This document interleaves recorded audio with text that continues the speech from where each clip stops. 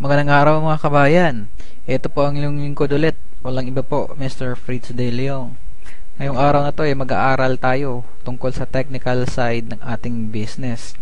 Siyempre, pag may mga katanungan yung mga kabayan natin, mas maganda po yung masasagot natin sila. Kaya sana po marami kayong matutunan. Okay, unang gawin po natin is magsisave po tayo ng gateway natin. Ifo-phone book po natin yan. Kung kayo po ay Sun user, ito po ang mga gateways nyo, yung mga number na po yan. Sisave nyo po, ipapangalan nyo sa phone book is gateway. Kuha lang po kayo ng isang number dyan. Same po dito sa smart, kung kayo po ay smart user or talk and text user or red mobile user. Kuha po kayo ng isang number dito at i-phone book nyo po. Pangalanan nyo pong gateway. Same po sa Globe tsaka touch mobile. Kuha po kayo ng isang number dyan. I-phone book nyo. Pangalanan nyong gateway. Unang prosesong pag-aaralan natin is paano po mag-load. Ito po yung pangkaraniwang unang tanong ng ating mga bagong business partners. Okay? Ganito lang pong gagawin natin. Meron po tayong commands. Ito pong commands na to ay yung LX load command. Alright? Gagawa po tayo ng message. Alright? Tatay po natin tong message sa ating cellphone. LX space load space Technopreneur ID. Ito po yung ID number nyo.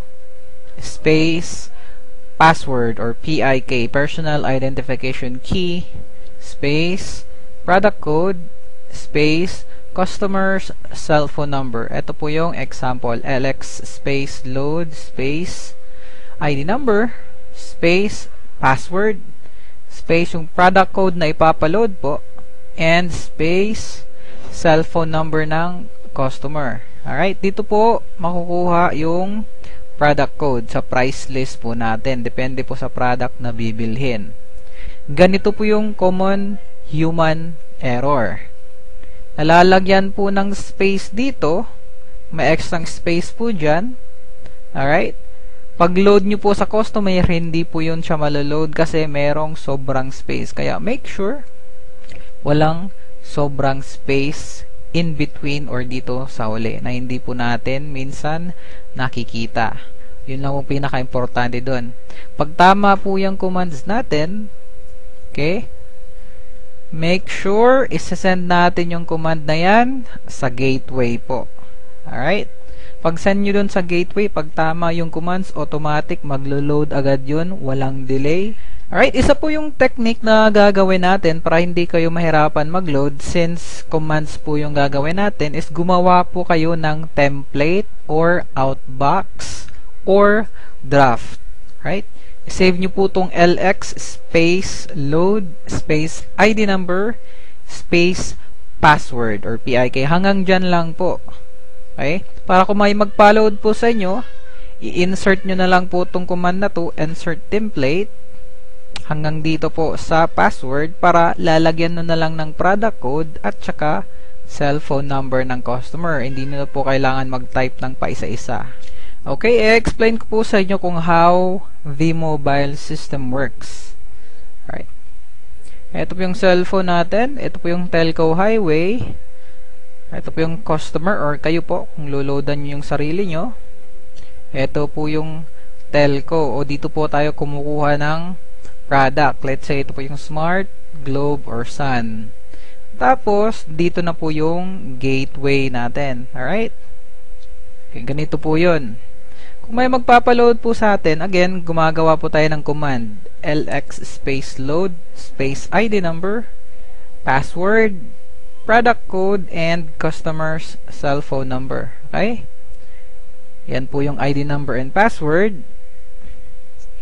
Yan po yung product code. Example, S30X is yan po yung Smart 30 pesos economy load. And customer's cell phone number. Alright, ito po yung gateway. Isa po sa mga gateway ng Smart. Sisend natin yan ngayon. Okay?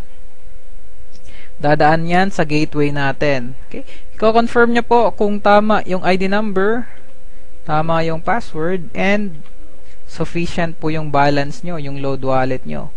Pag kumpleto po yun lahat, kukuha na ngayon siya ng produkto sa telco, sa smart po, since smart po yung pinapaloadan natin. And then, pag confirm po ng telco, loadan niya ngayon yung customer mo. Alright? Loaded. And then, si telco magko-confirm sa gateway natin na si customer is na-loadan na. Okay? And then, yung gateway natin is magko-confirm po sa atin. Ito po, one new message from load extreme. Magko-confirm siya na na-loadan na po yung customer natin. Again, make sure ng commands na ginamit natin walang sobrang space. Okay? Alright, recap lang. Make sure wala pong sobrang space dito sa huli or sa mga gitna ng commands. Hindi po natin namamalayan kasi pag sobrang space, pag nagsobra yun, hindi talaga maglo-load yung system natin. Ito po yung usually na nangyayari kapag may delay sa pag-load.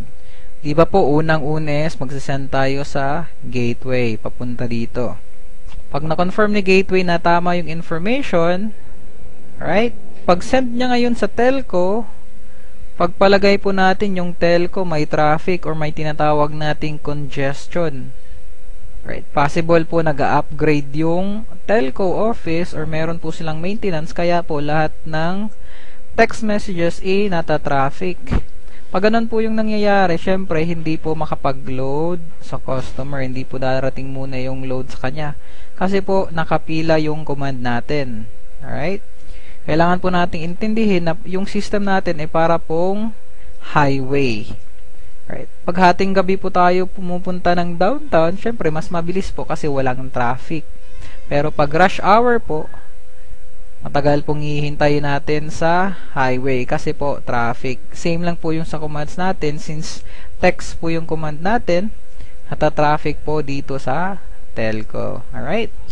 And minsan din kapag may maintenance si telco, kailangan din pong mag-maintenance ng system natin kasi po hindi pwedeng mabilis yung system nila, sa atin mabagal. Dapat po pantay yung kabilisan ng ating system at saka yung telco system. Okay? And yung system po din natin, paminsan-minsan kailangan po din niya ng maintenance. Stable po yung system natin, kaya lang po mas mainam na po yung parating nagme-maintenance. Kasi po pag may nasira sa isang server dito sa ating system, damay po yan lahat. So, pangit po kapag yun ang mangyari. Kaya minsan-minsan po nagme-maintenance tayo.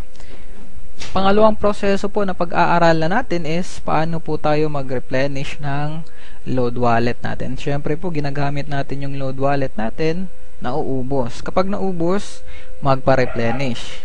Okay, first option, punta tayo ng V-Mobile Office nationwide. Sa Office po, meron pong tinatawag na loading slip. Ito po yun, fill up nyo lang po ng mga informations.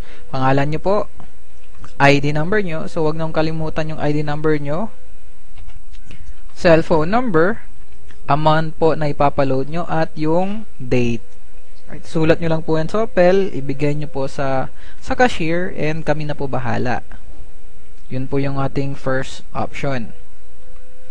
Okay, makakatanggap po kayo ng confirmation na na-loadan na po kayo pag process po namin ng inyong reloading slip. Real time po yan yung paglo-load namin. Pagbigay mo ng resibo, pag-process namin, agad-agad na-load yun. Okay? Second choice is mag-load wallet transfer po tayo. Di ba po, mayroon tayong mga retailers. Pag naubos po yung load wallet nila, tayo lang po ang dealer na may capability na mag-transfer ng load wallet. Okay? Ito po yung commands na gagawin natin.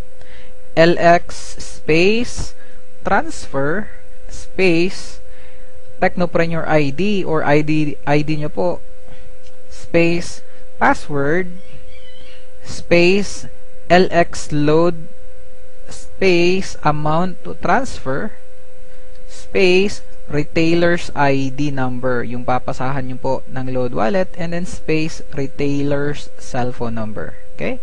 Ito po yung sample ng command, lx space transfer space ID number nyo po. Ito po yung ID number nyo kasi kayo po yung dealer. Space password nyo. Space lx load command. Space amount is 500. Space ID number ng transferan nyo ng load wallet. And then space yung cellphone number nila. Again po, common human error. Make sure na walang space dito sa huling command. Alright? Kasi po pag may sobrang space niyan, pag send nyo sa gateway, hindi po tatanggapin ng system yun kasi mali. Again, make sure in between, wala pong space again. Alright? Pag tama po yung commands nyo, make sure to send it to your gateway para po ma-process namin. And again, pag tama po yung commands, walang sobra, walang human error, automatic, yung load wallet is matatransfer dun sa loadan mo ng load wallet. Okay, makakatanggap po sila ng confirmation na naloadan na po sila ng 500.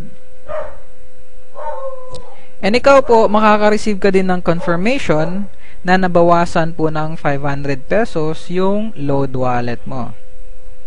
Update lang po, kapag less than 500 pesos na load wallet yung ni transaction nyo, may bawas kang piso na load wallet. Pagpalagay natin, meron kang 1,000 na load wallet, tapos nagpa-load wallet transfer yung Tecno user mo ng 300 pesos, yun po yung minimum 300 pesos.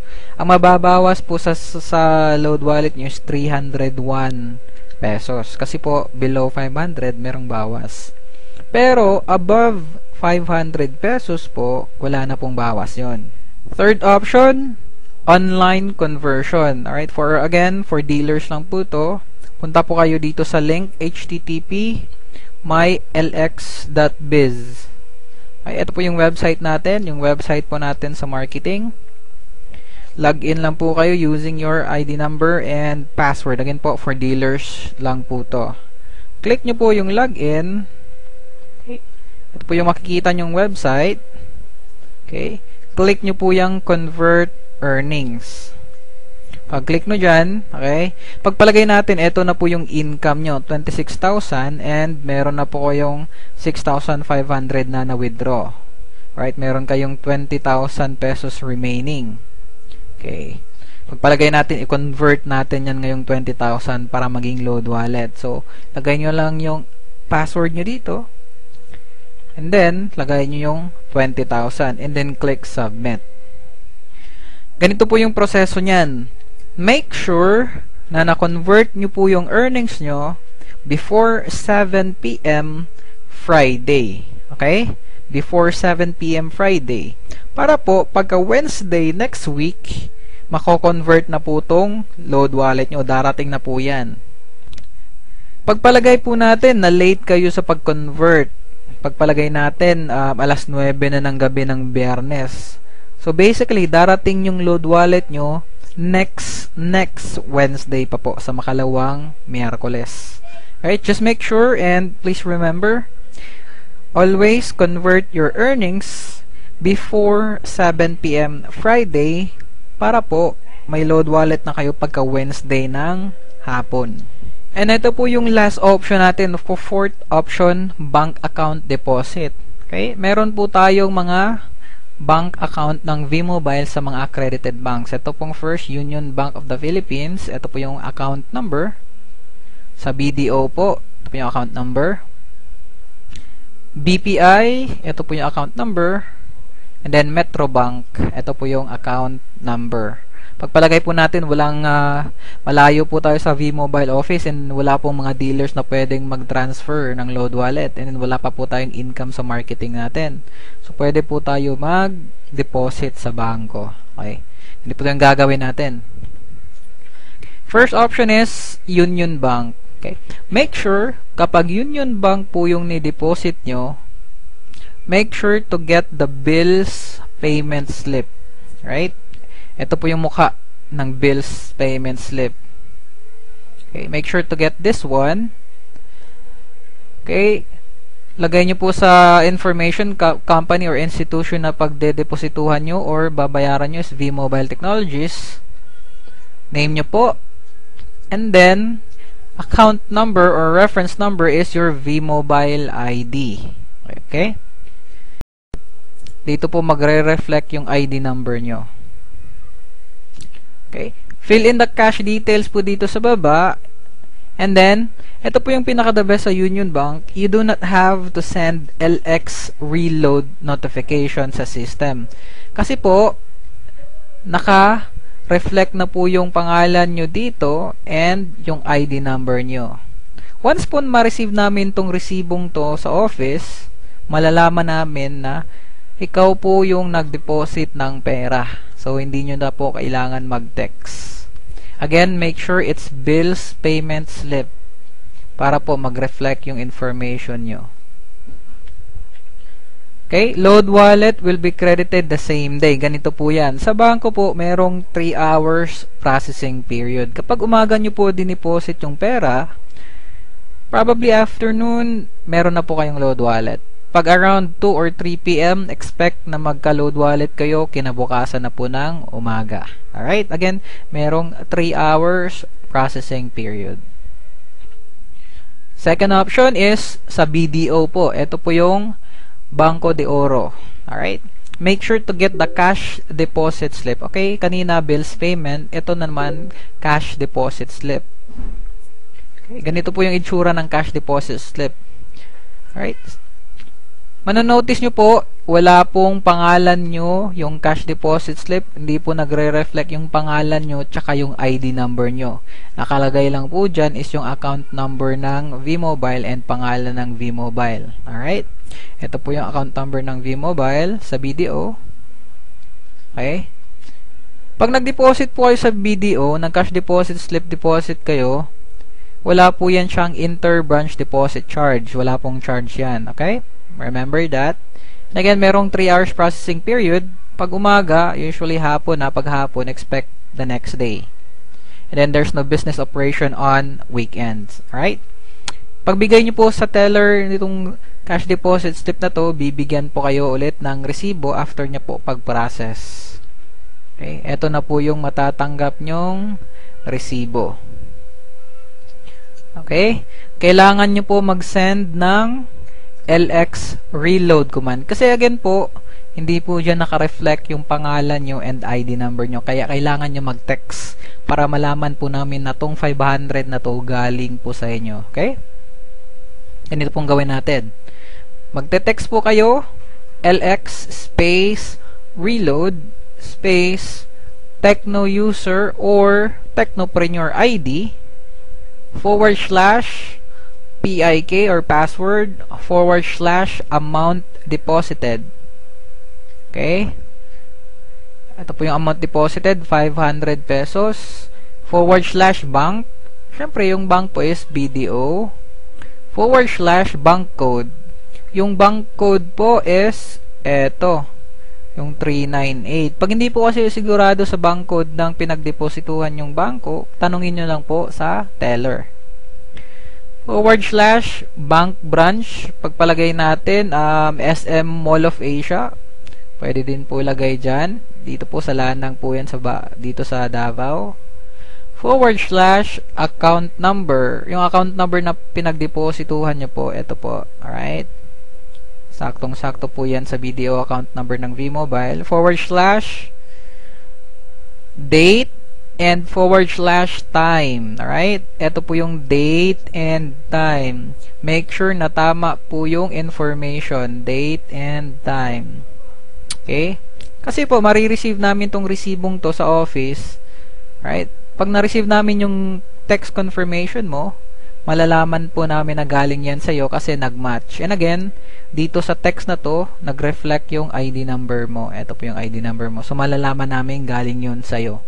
And, iloload po namin agad yun pag natanggap namin yung resibo galing sa bangko in 3 hours time po. Alright? Common human error, don't forget, wala pong sobrang space dito and between. Baka po may sobrang space. Pag send nyo po, hindi po namin marireceive yung text message. Alright? Don't forget to send the command sa inyong gateway. Alright, same process po sa BPI and Metrobank. Make sure to get the cash deposit slip. Okay, again, 3 hours processing period. Pag umaga, usually hapon na. Pag hapon, expect na bukas ng umaga. Then, wala pong business operation on weekends. And lahat po ng process na to is available po sa inyong quick guide. Kailangan nyo lang po basahin at intindihin po natin kung ano mga nakasulat doon. Pag meron po kayong mga questions, wag po kayong mag-atubiling magtanong para po maklarify yung information or magpatulong po kayo. Okay, sunod po nating pag-aaralan is paano po mag-register. Alright? Kayo pong mga dealers, again, meron po tayong 20 pieces na Tecno user or retailer. Para po magamit ng mga retailer nyo dun, para po magamit ng mga kapitbahay nyong gustong mag-loading, kailangan po natin i-register. Okay? Ganito po yung gagawin natin. Magpa-process po tayo ng LX reg na command. Okay, ganito po yan, oh. LX space reg or reg space Tecno user ID. Okay? Yung Tecno user ID or yung retailer ID space subscribers activation code or yung SAC. Nasa likod po yan ng Tecno user card nyo. Kailangan nyo po i-scratch para makita nyo po yung number. Alright, it's a 10-digit number. And then space birth date. Okay, make sure the birth date, ganito po yung format. Month dash date dash year. Okay, ito po yung sample. 12-05-1984. Yan po yung birth date format. And then space telco code. Alright, ganito po yan. Kung ano po yung SIM na gamit nyo, yun po yung magiging telco code nyo. Kung SIM nyo is talk and text, tagay nyo TNT. Kung SIM nyo is touch mobile, that is TM. Kung Sun, that is Sun. Kung Globe, that is Go Globe. Kung Smart, that is Smart. And Red Mobile, that is Red. Okay, yun po yung mga accepted telco codes. And then space your full name.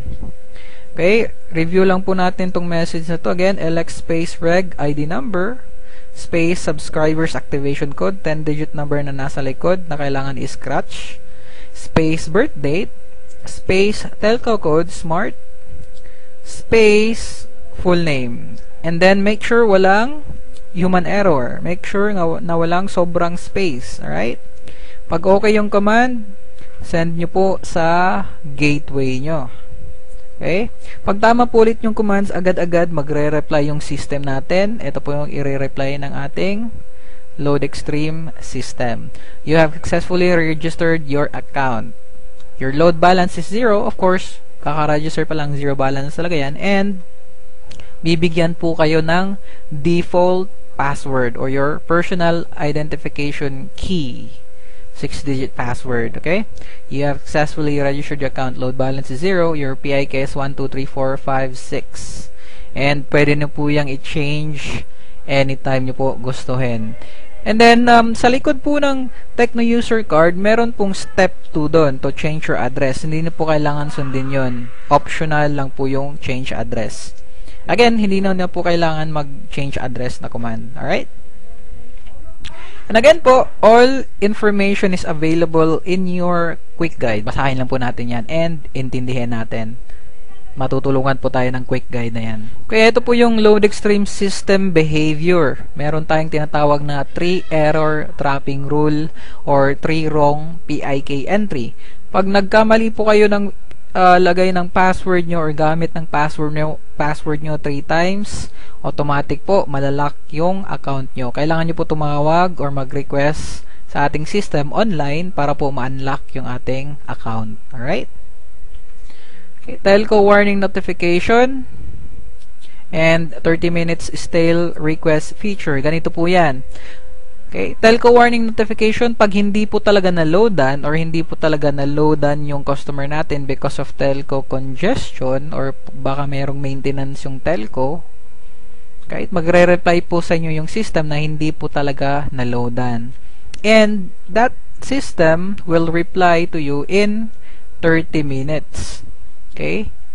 May iba po nagsasabi, ngayon na niloadan tapos kinabukasan na po dumating, hindi po Hindi po totoo yun. Alright? Meron tayong 30 minutes stale request feature. After 30 minutes, pag hindi na-loadan yung customer, automatic magre-reply sa iyo yung system.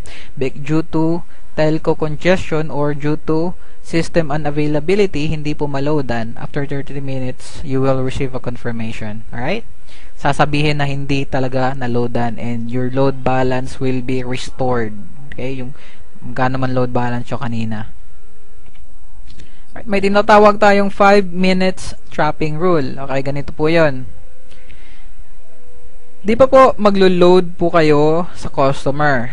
Alright?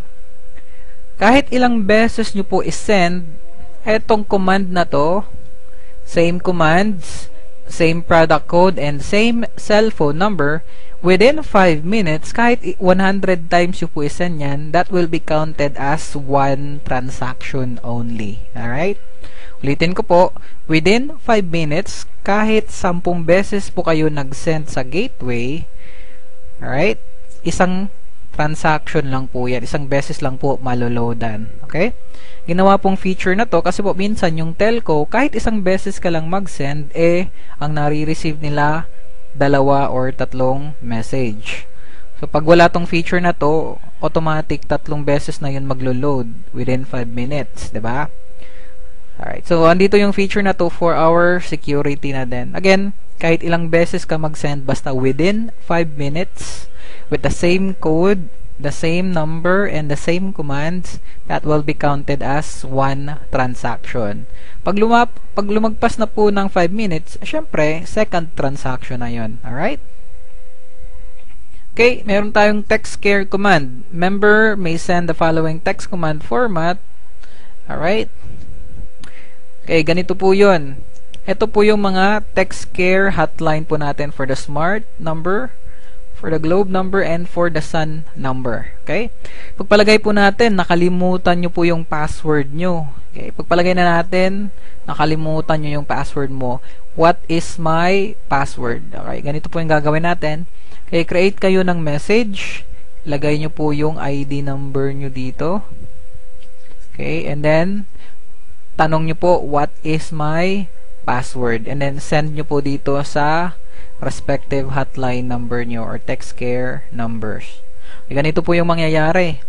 Pag-receive po namin ng message na to, titignan namin yung ID number. Nag-match po yung ID number, check. And yung cellphone number na naka-register and yung cellphone number na ginamit nyo, pag nag-match yun, check, magre-reply po kami. Alright? Pero pag ganito pong scenario, pareha po yung ID number, nag-match, and then yung cellphone number na naka-register, and then yung ginamit mo, hindi po nag-match. Syempre, for your security reason, hindi po namin i-reply yung password nyo po. Alright? And expect at least a day or 2 days process kasi marami pong nagre-request sa system. So, iniisa-isa po namin yun for your own security na din. Okay, common problems, loading delays, telco congestion. Yan po yung number 1. Okay, telco over the air system unavailability or under maintenance. And hindi ko po nalagay dyan yung common human error. Sa ating commands, magkamali po tayo na sobra ng space. So, hindi po yun siya malaload. Magkakaroon po yung loading delays. Okay? Customer, non-receipt or otherwise successful loading, yung mag-load tayo tapos hindi pa nila na-receive yung confirmation na na-loadan na. Have the customer check their number. Baka po na mali yung number na binigay. Kaya po sa ibang customer po na loadan. Okay? Or have your customer check their balance. Baka na-loadan na, hindi lang dumating yung confirmation, pero may balance na po. Alright? Okay, meron ding mga lumang cellphone na parating nagahang, so pwede nyo pong i-restart yung cellphone para po makareceive ng message, and then make sure na yung cellphone ng customer nyo hindi po full kasi po hindi nila ma-receive yung text confirmation na na-loadan sila kasi po puno yung inbox nila. Hanggang doon lang po muna yung pag-aaral natin tungkol sa ating system and the technical aspects ng ating negosyo. Sana po marami po kayong natutunan. Okay, don't forget, pag meron po kayong mga tanong, suggestions, or any reactions, add nyo po ako sa Facebook, flipcwalker@gmail.com, or again, contact nyo po ako through SMS at 0919-6245-415. Pag OFW po kayo ulit, lagay nyo lang po yung roaming number nyo para po makapag-text back po ako sa inyo. Maraming salamat po and God bless. Welcome to V-Mobile.